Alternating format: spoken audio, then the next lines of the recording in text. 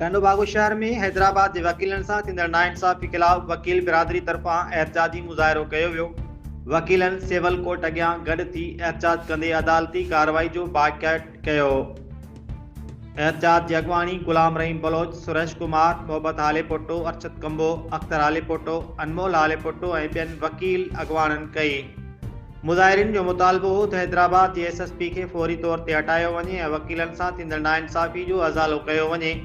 एहतजाजी वकीलन जो चवणो त पुलिस वकीलन सां ज़्यादतियूं करे रही आहे, जंहिं ख़िलाफ़ सख़्त क़दम खणणु ज़रूरी आहे।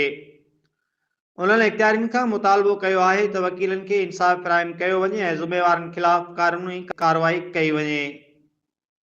Report Ali Ghulam Khoso, social media centre Sindh.